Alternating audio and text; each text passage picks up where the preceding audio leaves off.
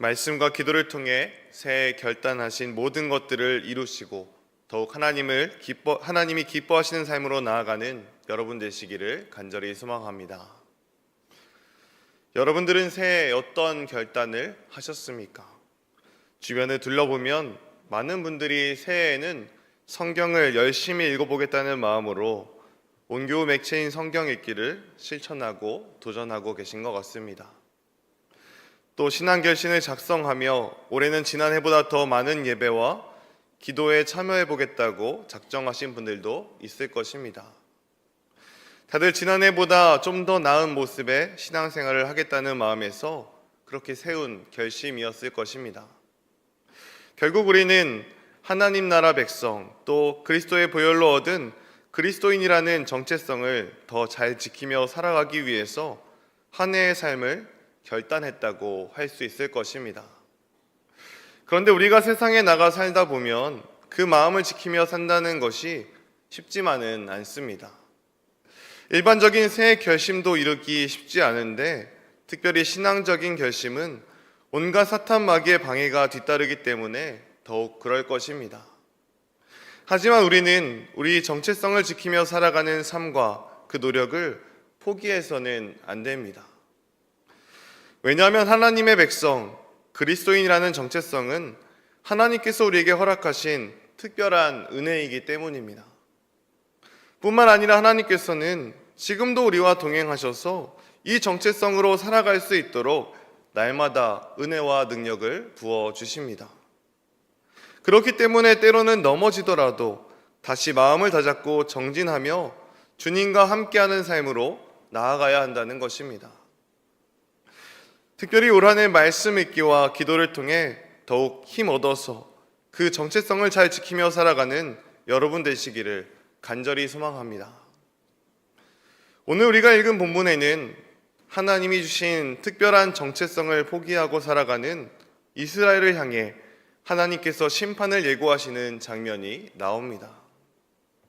하나님께서는 먼 옛날부터 이스라엘 백성들을 제사장 나라 삼으셔서 많은 은혜를 부어주시고 하나님과 동행할 수 있도록 하셨는데 이스라엘은 그 은혜를 저버리는 행동을 자주 합니다. 오늘 본문 6절에서 하나님은 그들의 모습을 이렇게 묘사하십니다. 그가 내 규례를 거슬러서 이방인보다 악을 더 행하며 내 율례도 그리함이 그를 둘러있는 나라들보다 더하니 이는 그들이 내 규례를 버리고 내 율례를 행하지 아니하였음이니라. 제사장 나라로서 다른 나라보다 더 하나님 앞에서 정결하게 구별되어 살아가야 하는 이스라엘이 하나님의 규례와 율례를 거스르며 살아갔고 심지어는 그들을 둘러싸고 있는 이방 나라들보다 더한다라고 말씀하셨습니다. 이스라엘 백성들이 범한 죄는 구체적으로 어떤 것이었을까요? 11절 말씀에 이렇게 묘사되어 있습니다. 그러므로 나 주 여호와가 말하노라. 내가 나의 삶을 두고 맹세하노니 내가 모든 미운 물건과 모든 가증한 일로 내 성소를 더럽혔은즉 나도 너를 아끼지 아니하며 긍휼을 베풀지 아니하고 미약하게 하리니. 모든 미운 물건과 모든 가증한 일로 성소를 더럽혔다는 것은 그들이 하나님 뜻대로 살지 않거나 하나님을 찾지 아니하고 우상 앞에 절하며 대신 우상을 찾아갔다는 것을 의미합니다. 한마디로 그들의 죄는 하나님을 잊어버린 것입니다. 이렇게 이방인들처럼 하나님을 잊고 살아가는 이스라엘에게, 심지어는 이방인들보다 더한 그들에게 하나님께서는 8절과 9절 말씀으로 이렇게 말씀하십니다. 그러므로 나 주 여호와가 말하노라. 나 곧 내가 너를 치며 이방인의 목전에서 너에게 벌을 내리되 내 모든 가증한 일로 말미암아 내가 전무후무하게 내게 내릴지라. 하나님께서 그들에게 벌을 내릴 것이고 심지어는 이방인들이 보는 앞에서 벌을 내리겠다고 말씀하십니다. 자신이 사랑하는 백성, 그래서 제사장 나라로 세운 그 백성들이 이방 나라들 앞에서 수치를 당하는 것이 하나님 입장에서도 너무나도 마음 아픈 일이지만 그럼에도 불구하고 그들을 다시 돌이키게 하기 위해서, 그들이 회개하고 다시 제사장 나라로 살게 하기 위해서 징계하겠다고 말씀하고 계시는 것입니다. 이런 상황에서 하나님께서는 에스겔 선지자에게 1절 말씀으로 이렇게 말씀하십니다. 너 인자야, 너는 날카로운 칼을 가져다가 삭도로 삼아 내 머리털과 수염을 깎아서 저울로 달아 나누어 두라. 하나님께서는 에스겔에게 날카로운 칼로 삭도를 삼아서 머리털과 수염을 깎으라고 말씀하십니다. 제사장 가문에서 태어난 이 에스겔에게 삭도는 익숙하지 않은 물건이었을 것입니다.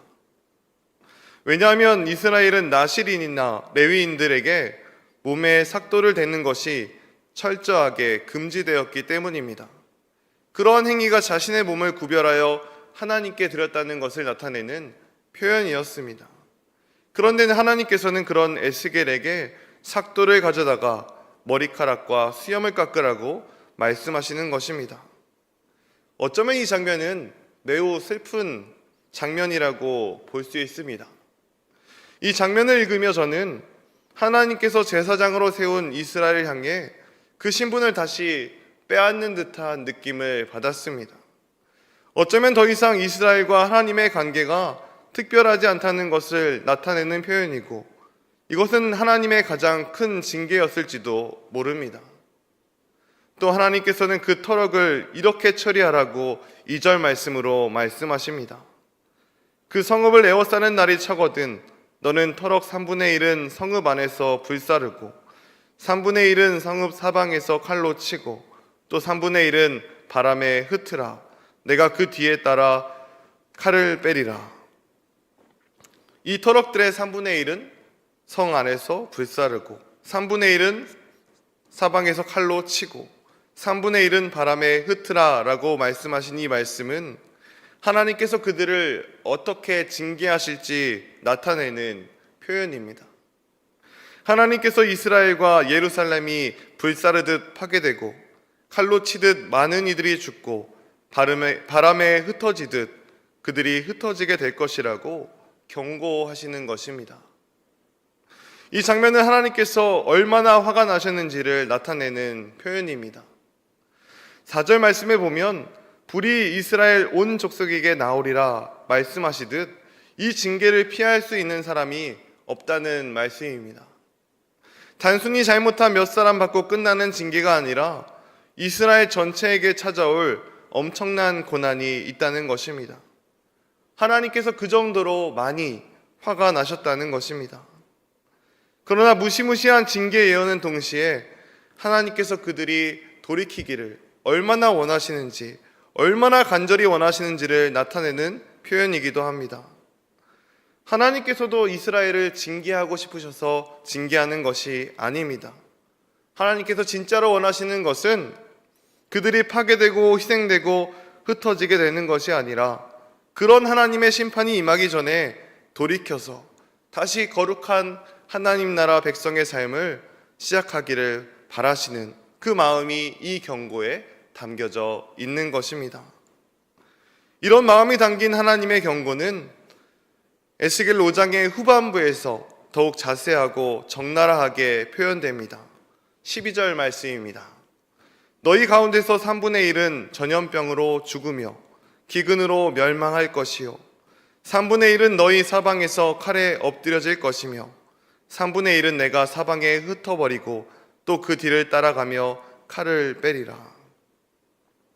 하나님께서는 이스라엘 향해 좀 더 구체적으로 전염병과 기근, 칼과 흩어짐으로 징계한다고 말씀하십니다. 과학과 의술이 발달된 현재를 살아가고 있는 우리조차도 코로나19를 경험하며 전염병이 얼마나 무서운지 알게 되었습니다. 포로기를 배경하고 있는 이 시대의 전염병은 더욱 무시무시한 하나님의 징계였을 것입니다. 기근도 마찬가지입니다. 먹을 것이 모자라고 없다는 것은 사람의 몸뿐 아니라 마음과 정신까지도 괴롭힙니다. 10절 말씀에 보면 내 가운데서 아버지가 아들을 잡아먹고 아들이 그 아버지를 잡아먹으리라 라는 표현이 있는데 아마 기근 때문에 생기는 일들을 나타낸 표현일 것입니다. 먹을 것이 없어서 서로의 가족, 서로의 인유까지도 먹게 되는 그 참혹한 현실을, 그로 인해 겪게 되는 엄청난 고통을 적나라하게 묘사한 것입니다. 칼과 흩어짐은 바벨론에 의한 예루살렘 멸망과 바벨론 포로 생활을 더욱 구체적으로 떠올리게 합니다. 많은 이들이 죽고 나라의 주권을 잃고 포로가 된 신분으로 다른 나라에 가서 산다는 것은 정말 상상하고 싶지 않은 비참한 삶일 것입니다.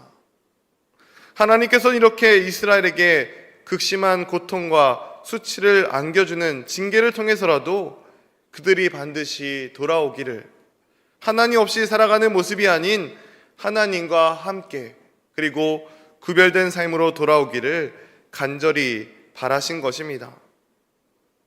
사랑하는 새신의 성도 여러분, 오늘 이 에스겔 5장 말씀을 문자 그대로만 읽으면 하나님은 자비가 없으시고 큰 징계로 우리를 공포로 몰아넣으시는 무시무시한 분으로만 느껴질 수도 있습니다.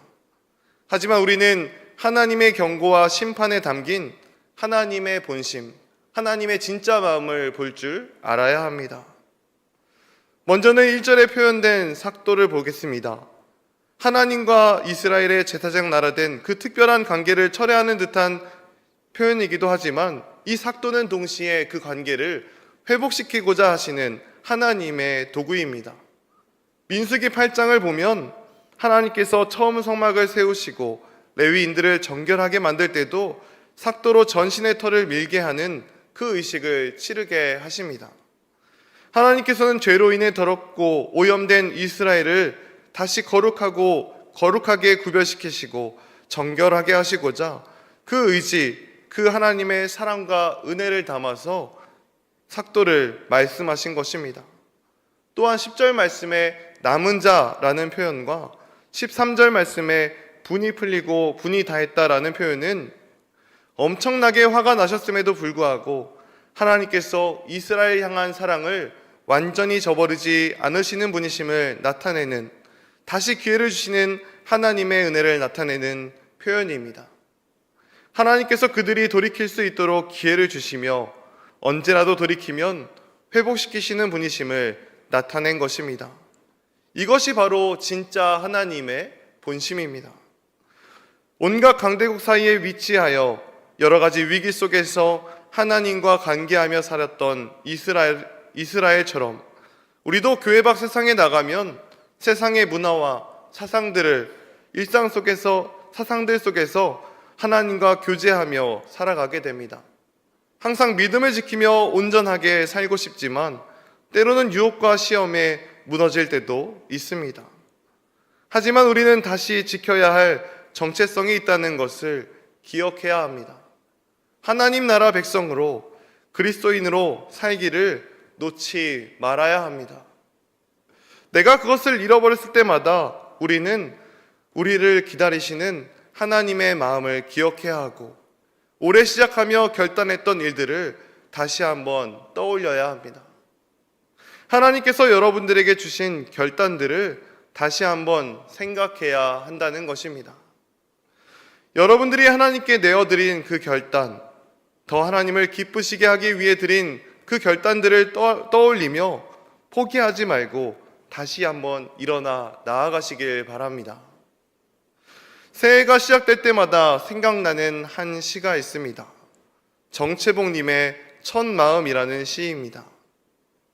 1월 1일 아침에 찬물로 세수하면서 먹은 첫 마음으로 1년을 산다면 이 사람은 그때가 언제이든지 늘 새 마음이기 때문에 날마다 새로우며 깊어지며 넓어진다. 2026년 하나님이 주신 첫 마음을 기억하며 더욱 깊고 넓은 신앙으로 나아가는, 그래서 하나님의 은혜로 치유와 회복과 성장을 경험하는 저와 여러분 되시기를 간절히 축원합니다. 기도하겠습니다.